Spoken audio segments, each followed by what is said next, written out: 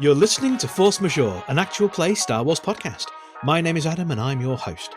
And today's episode will be brought to you after these words from our sponsors.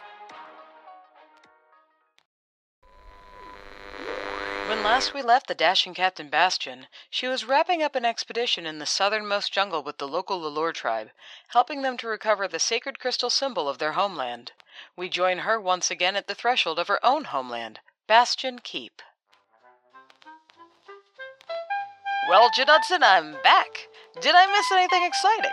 Welcome back, Mum. I'm afraid not. I trust you are in good health. And spirits, chum. The Lalores gave me this amulet of foresight as a thank you. Add it to the collection for me, eh? Very good, Mum. I did prepare a case in anticipation. Of course you did. Yes, a nice display, so clean I can see my face clear as day. And the silhouette of the penumbral assassin behind me. Ha! Excellent shot, Mum. Good thing they gave you that amulet of foresight. Amulet nothing. It was your hard work, Judson. Your hard work and use of Carabrine Crystal Cleaner. Otherwise, I would have lost him in the shadows, as he intended. Well, it is as they say. If it's not Carabrian, it's not crystal clean. Speaking of which, when does the Carabrine Adventure Hour start? Shortly. I took the liberty of preparing your meal to be served in the lounge by the radio. Sounds like Carabrine saved my life and my evening. Keep up the good work, Judson. Tune in next week to hear part 1 of the tale of Captain Bastion in the Sky Sea on the Carabrine Adventure Hour, a special 3-part adventure beyond the skies we know, featuring her cohort and confidant, Clemula Pertinine, the Mechanicara Maven. And remember, if it's not Carabrine, it's not crystal clean. Hi everybody, it's Mikey. We're on episode 17 of The Doomed That Came to Sanctaris. It's lovely to be here. And I'm here with my lovely players who I would like to introduce themselves before we get cracking with the explosion. So we'll start this time with Adam. Hello, my name's Adam, and I'm playing the Kalanat priest Rakayo Balazari, a Miraluka consular sage. Hello there, I'm Lou, and I'm playing Kuro Arak, a Shistavanan trailblazer. Hello, I'm Ross. I'm playing Savrasai, a Northland sharpshooter. Hi, my name's Ed Fortune, and I'm playing the character of Captain Carter Heek. He is a Tynan engineer saboteur. Excellent. Lovely to be here. So, first thing we're going to do is we're going to flip a dark side point. Dun, dun, dun. The air shrieks an unbearable tearing sound that rips through the crypt just before the world turns into a deafening, blinding force.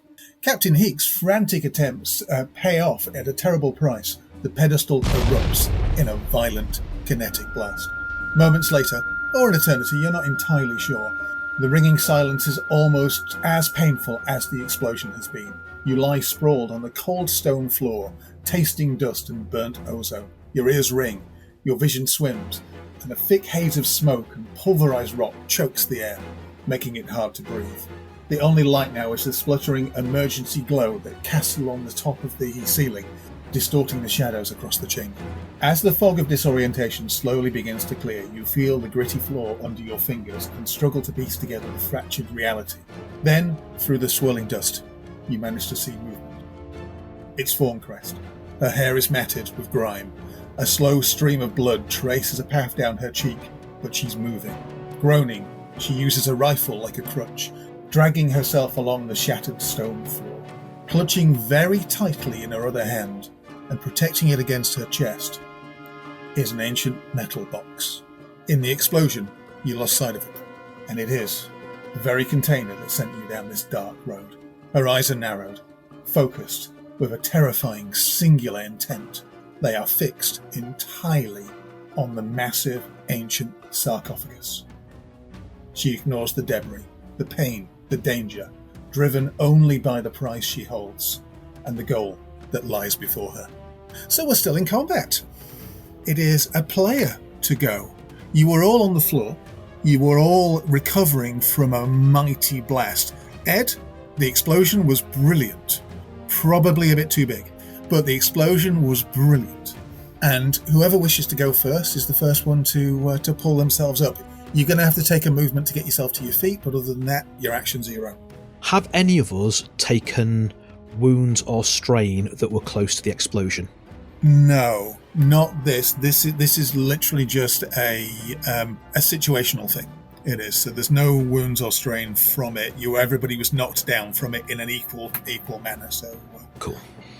I think that given that Heek was right on top of it feels to me like either Heek, who was right on top of Thorncrest, should go next, or either Koro or Savriel, who were furthest from the explosion and so not hit by it. I wouldn't mind going... Right, so the reason I've hesitated is I wouldn't mind going next just for dramatic description purposes. Mm-hmm. Then go for it. That's the best reason to go. Heek will pick himself up, lightly dusted with the dust. He's currently a pale white because of the dust. It shakes off like a cat or some other animal. It's like a single shiver. Pause as he picks up his hat, puts it on. The hat is miraculously undamaged. I'll take the 2 strain, aim, blink, turn myself round as I realise I'm aiming at the wrong thing, and then aim at the box, ignoring all health and safety protocols along the way, and I'll flip a light side point as I try and play the ball, not the nemesis. Now, I should say she's got a defense of 1 for ranged, and she also is a nemesis, so she's you've got an upgrade as well. You're at short range from her. Given that he's aiming for the box and not for Thorncrest, does the nemesis upgrade... I mean, her defense won't apply because he's not shooting at her, so he won't be doing any damage to her. Does the nemesis upgrade apply? I don't know, actually. I think it's as much as a muchness, because whilst the nemesis upgrade probably doesn't apply, it's a small target. So I would also argue that they are still... Like, they're a nemesis doing a nemesis thing. She can, for example, cover it with herself. It's her action that makes it difficult to. So I would say cool. Yes, it does. Just for the dice pool. So then your difficulty is 1 red, 2 setback. Short range, cold shot. That's a failure, but with a triumph. Okay. So your intention was to essentially disarm her, right? That's correct? Yes. Right, so that's not happening, but something else good is happening. And what is that? I think I breached containment. I think the containment there on the box, so I don't take the box off them, but I take the lid off instead. And because it's like a focused beam of energy, they will now have to deal with whatever floods out, because we've been keeping it tight. It's like essentially we've given them a big fizzy drink, crammed it full of Mentos, and then we've been tying the lid on and tying the lid on and tying the lid on. And even though it wants to be plugged into the proper thing, we've ripped the lid off too soon. And that has had some sort of negative effect, and also costs the special effects department a little bit more money, I'm afraid. Yeah, the lid doesn't just come off, the box shatters. It's not destroyed, it is in bits. And the glow from the crystal shoots upwards and underlights her with like a purple, dark, crackling energy. It doesn't help the look of her not to be the evil bad guy, because it very, very much lights her in a very malevolent way. She stumbles to the side as the impact takes, and you can see the parts of the box as it explodes, causing her injury and pain as it ricochets off and embeds in her robes. She is still pulling herself forwards. Tenacious little minx, isn't she? Oh, she is... She's trying to get away, break her legs. 100% focused on that. She's not even paying too much attention to you guys anymore. She just wants to get to the sarcophagus. Next player character. I mean, we have lots of people surrounding us, but it sounds like our job is to go on from, do we hit her, or do we just try and destroy this crystal thing that we spent all this time trying to bring back here? I would say, just so you have an idea about what is going on, after this go, it's her go, and she will be able to make the distance to the sarcophagus in her go. So if you want to stop her, this is your time. So that, I feel, gives us 2 options for who to go. Either Savriel, who doesn't need to move and so can get that true aim goodness on and hope we can kill her in 1 hit. That sounds like a good plan. Or Rakeo to drag himself to his crippled feet and attempt to badly attempt to tackle her and stop her getting there. Or option 3, Kuro attempting to rugby tackle her. You're too far away, because you were halfway up the tunnel out of here when you stun shot Lambert, and then she's repeatedly cheesed it multiple times away. The best you could do is get on side with Savriel and try and shoot her, but you are presently right. Yeah, and Savriel's got a better shot. You're effectively right off the map because she stunned you, disarmed you, and then just has burned movement actions repeatedly to get as far away from you as possible. So yeah, you're kind of trailing at the moment right up the tunnel, I'm afraid. Well, if we want to shoot her and brawl her with her, we want to do it in that order, but we've got a choice of one, so I'm happy to take the shot. I think you should take the shot. Yeah, you've got more chance if you put everything into it. Feel free to take a light side as well. Yeah. Okay, so I'll take a strain to do a second manoeuvre because one of them's getting up. Two strain. Okay, I'll have a lighter side. I am going to flip that back over as well to make it a more difficult shot. Fair enough. So, let me lay this out in terms of distance because I'd worked all this out for you. You are long range from Thorncrest. Okay. Because she hasn't moved yet. She's still kind of roughly where she were. So she's long range from you. You are using your rifle, which has a long range for standard, I want to say. Yep. So your difficulty then is 2 red, a purple, and a setback. Okay, I'm going to be rolling 3 yellow in response to that. Okay, I've got 1 threat, 3 failure, and 2 triumph. So you don't shoot her, but something really good happens. Yes. Maybe you bring down the ceiling, blocking the sarcophagus, burying the sarcophagus so she can't get to it. Can basically the ceiling have dropped like a stalactite onto sarcophagus, breaking the sarcophagus. Or at least knocking the sarcophagus off its thing and down and partially burying it. So she might be able to get to the sarcophagus, but it will take her effort to try to get into it. Yeah, oh definitely. The shot could have gone wild, in fact. Through the issue with the fight, you didn't get close to her at all. In fact, you were nudged by one of the Vreen or something like that, which shoots you right up at the ceiling, which cracks a very large stalactite that drops down and catches the sarcophagus, not destroying it because the sarcophagus is about twice as big as this stalactite, but knocks it off its axis and it spins around and lands on its side with the door, because of the weight of the door, closing onto the sarcophagus. So for her to get into it, she will have to push open the door with the weight of the sarcophagus lid and then climb in. It won't be an easy thing to do. I like happy accidents. It was intentional. Clearly that was intentional. Yep, trick shot. I meant to do that. Okay, so that's exactly what happens. A large obsidian stalactite, blade-like, flies down, cracks into the sarcophagus. You see it take damage as a large chunk of it pirouettes away as it spins and lands. It's not landing on its face, it's landing on its side, but the way the door of it is hinged, she will have to lift up the door and roll herself in, which is not easy. NPC to go, so I'm assuming that this is going to be the Vreen minions and she's content to hang on for a little bit longer? No, she is fully focused on going through to actually try and get this sorted. She is singular in her view and she is going first. So she uses her movement to make her way over to the sarcophagus at the short range. And she's going to try and push up the door with her kind of lackluster brawl. I imagine that will be, because you had 2 threat, we might give her 2... We might give her 2 difficulty, but let's make at least one of them red. Yeah. We're going to do a roll to see if she can lift up the sarcophagus on there, and it's going to be quite a difficult roll for her, honestly. Do you want to flip a dark side point to upgrade her pool?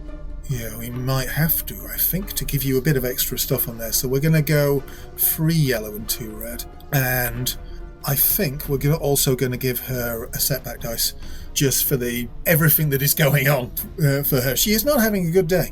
So let's have a see. Okay, so she has a failure. In fact, it is 2 failure, but 4 advantage. So I think her advantage is, from where she is behind cover of the sarcophagus. So she's not been able to push it open, but she's basically on the other side of the sarcophagus trying to lift up the door, which will make it, for range fighting, a little bit more difficult to hit her in this next go. So, by my understanding, it is your player's go. Yeah. It's either me or you, Lou.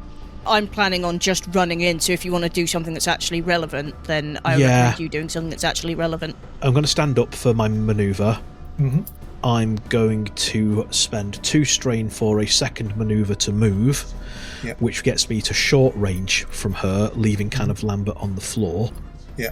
Which is on the other side of the sarcophagus, effectively. Yeah. And then I'm gonna try and throw myself over the sarcophagus as an action stroke move, I suppose, to see if I can tackle her away and hold her until, like, relevant strong people. The cavalry arrives. Yeah. I think probably an athletics roll. Yeah. I'm really bad at athletics. I'm going to flip a light side point. Okie dokie. And because you're not just jumping over, you're trying to hold her, the Nemesis dice does count. Yeah, that's fine. What will my default difficulty be? I'd say it's only a 2. It's a big sarcophagus, but it's not a massive one. I think the issue is the fact that you're not very good at being athletic, but it's not a difficult action. I'm going to give myself a setback dice as well, because I only have one leg that works, and as someone who only has one leg that works, running is not generally a thing I can do. Yeah. What he's mostly doing is using his staff as a functioning other leg, because otherwise if he does try to run, his knee will collapse on him. So he's almost pole vaulting kind of over, and I imagine he leaves his staff on the other side of the sarcophagus once he's used that to leap over and just physically body checks her. Yellow, green, red, purple, setback. Let's see where we go. A threat, but a triumph. Okay. It likes the triumphs today. It does. It likes the triumphs with no, success. I have a suggestion. Yeah. I roll it in the coffin with the gem, and she's trapped on the outside of it. Or I roll into the coffin so she can't get in. Like, she throws me off the only way that's open, which is in there. So the threat is that she's still got hold of the gem, and I've not knocked her away. The triumph is that she can't get in the coffin because I'm in it. I would say, because the coffin currently isn't open, I would say you two are on the floor struggling for the gem. You haven't been able to body check her, but you're both on the floor. She's basically, possibly in a bit of madness, put the gem down to try and wrench open the coffin, and you are in the thick of it with her. There is a real risk of if the door opens, you're in it, but it's not there yet because the door hasn't yet been able to be opened. So, but no, she is no longer holding onto the gem as she was trying to wrench open the coffin, and you've got in the way of that. You and her are essentially wrestling over the other side of the coffin. What I also like, just for the listeners, is there was only a single failure on that dice pool, and it's from the setback dice I gave myself for being a big old crip. So I quite like it. Feels right that, like, his spirit was so willing, but once again he was just let down at that last minute by his leg, and I like that as someone who has had that happen to him recently. So it feels, once again, art imitating life there. One thing I would say to you, Adam, seeing as you're now so very close to her, she is mad. Thorncrest was a smart, savvy manipulator who got herself on the council through careful dealings and knowing where to push. This is a frantic expression of somebody who has just lost it. Yeah. You feel, I mean, I'm not going to put anything back on it, but you feel the scratches on your face as she frantically tries to get out the crystal and open the box and everything like that. She is deranged. NPC to go, which has to be the minions. It does have to be the minions. Okay, so 2 of the minion groups are going to move in towards where you are, Adam. The other minion group can't move in towards where you are because Heek's in the way, so they're going to attack Heek. I'll deal with the first minion group that's attacking Heek initially, and then we'll go on to the other ones. They swarm around you, Ed. They are very, very dead, desiccated almost. Frog men. They carry, like, rusted blades. Some of them are made of the same glass that the ceiling stalactites are from, and they kind of swarm you. So what's your defense for a close combat? He's got a nice sword, but his melee defense is 0 because it's the gaucho's blowing. It's there to stop me from getting too horribly injured if I fall off a bee. So that is a threat, but 4 success. Ooh. It's going to sting. That is going to sting. That is, with the 4 successes, a 10 damage. Oh dear. So obviously, you use your soak to keep yourself going, and then how injured is Heek now? He has 2 wounds left. Whoa, you are swarmed by these things. Claws and blades and stuff like that. You are not taking as many hits as one would expect, and you are fighting them off. But it's like a damage of 1,000 nicks, where you might just fight off 2 of them, and the other one gets a cheeky hit that scars you. And then, just as you think you're taking on on all of them, there is a pain just in your side, and you look to your side, and one of the Vreen has a black glass dagger, and well, you assume it's a black glass dagger. You can only see the hilt as the rest of it is pushed into your side. I mean, that scene also opens with the fact that he's got his back to them, so Yeah. like he gets up, dusts himself off, draws his weapon, and then Teeth, Claw, and the undead just Rise behind him. rise behind and pull him back.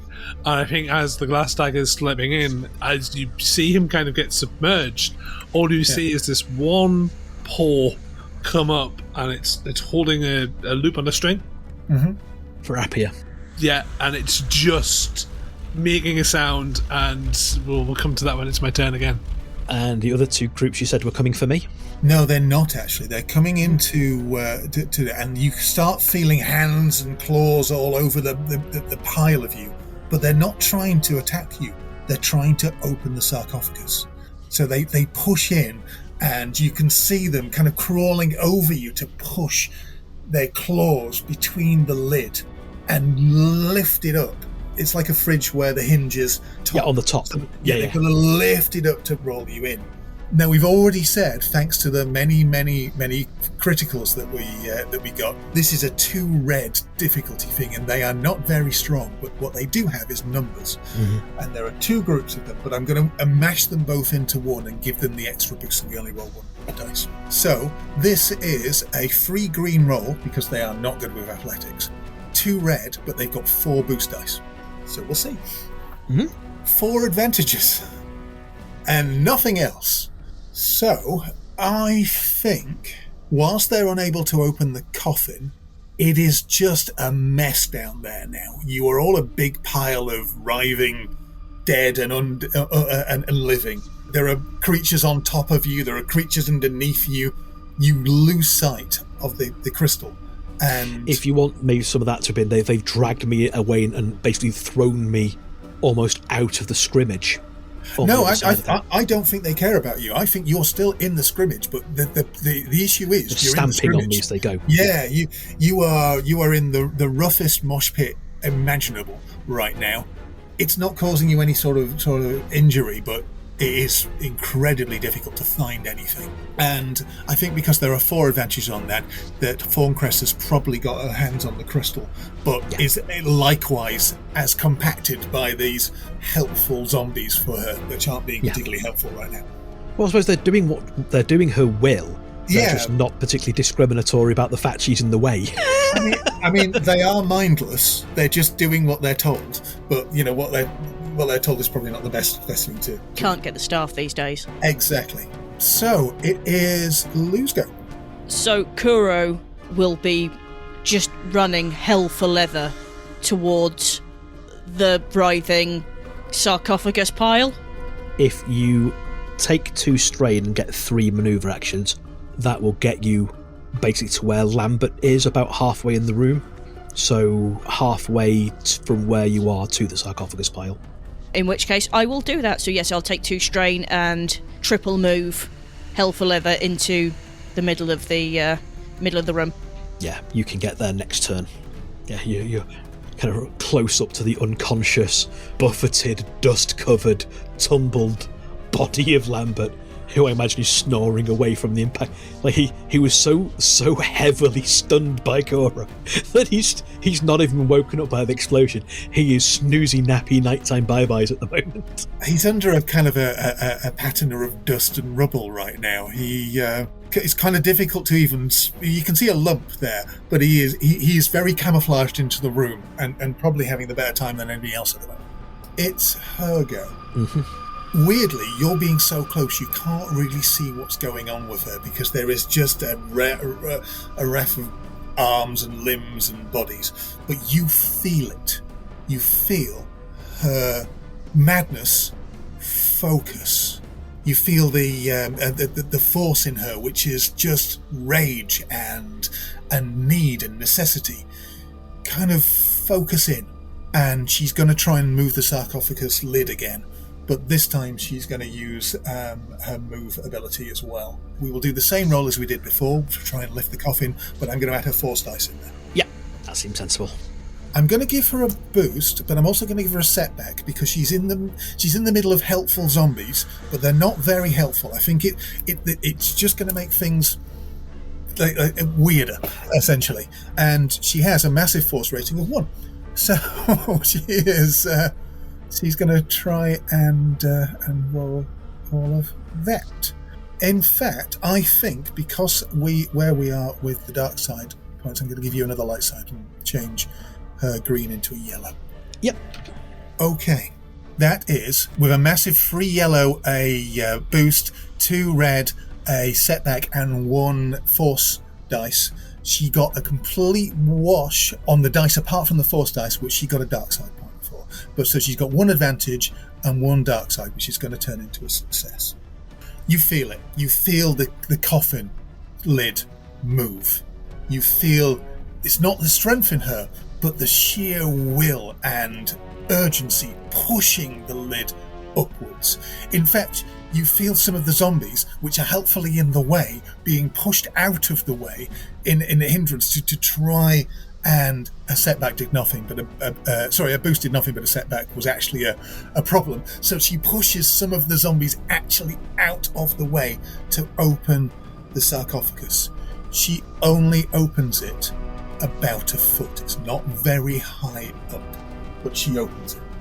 Ignoring the shrapnel and scattered bodies of her foes and her friends, she reaches the door up, pushing it, just barely being able to slip underneath. The door slams shut. There is silence for a second. Then the true horror begins. A terrifying, resonant scream tears through the stone. Not just a scream of pain, but a ragged, despairing sound that rapidly twists and deepens, layering with a sound of tearing flesh and something vast and potentially croaking. The sarcophagus begins to glow, not with a clean red light like the emergency lamps from the room, but with an intense, sickly, violet energy that pulses through the cracks and seams in the door. A low, rhythmic thumbing begins, vibrating through the door and rattling your teeth. The screams inside continue, abruptly rising in pitch until they are violently cut short, replaced by a horrific, choking gurgle. The violet light intensifies, casting hideous shadows on the wall. The stone of the sarcophagus seems to darken and ripple, as if the very rock is melting around the chaotic power that's contained within. Violet light reaches a terrifying crescendo, and the rhythmic thumbing accelerates into a frantic hammering pulse.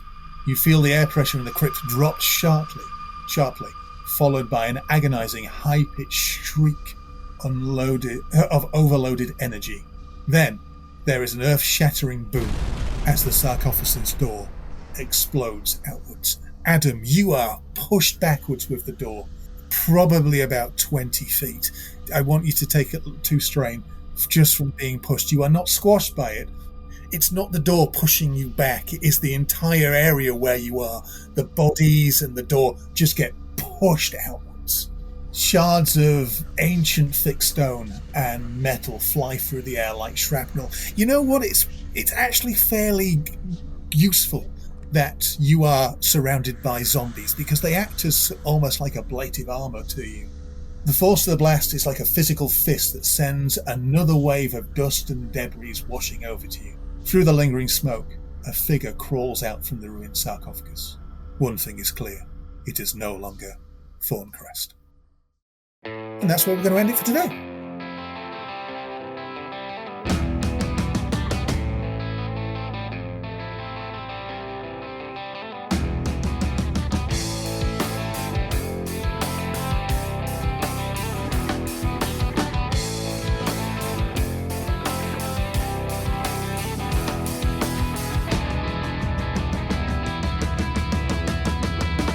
Force Majeure is played using the Star Wars Force and Destiny game system by Edge Studios. Our intro music is by the amazing Sly Fox Audio. Check out more of her work at soundcloud.com/SlyFoxAudio. Our outro music is Suburban Outlaw instrumental version by Forget the Whale, used with gratitude under a Creative Commons license. Many of the sound effects and soundscapes are created using Sirenscape, because epic games need epic sounds. If you're enjoying the show and want to support us, there's 3 ways you can do that. The first is by joining our Patreon at patreon.com/ForceMajeurePod, where for as little as $1 a month you get access to outtakes, adverts, various other stuff, and my fortnightly ramblings. You can drop us a coffee at ko-fi.com/ForceMajeurePod, or you can leave us a rating and review wherever you get your podcasts. If you want to interact with us, there's a few ways you can do that. We are on the social medias, Facebook, Instagram and Twitter as @ForceMajeurePod, and we're over on Mastodon as @ForceMajeurePod at dice.can.